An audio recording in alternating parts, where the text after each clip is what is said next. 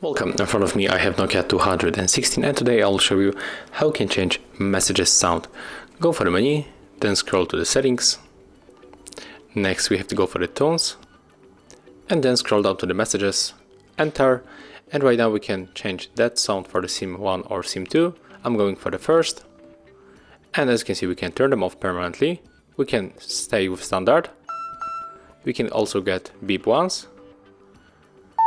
And we can also set up any other from the ringtone list. So when you click here and click OK to enter, you can get any other sound.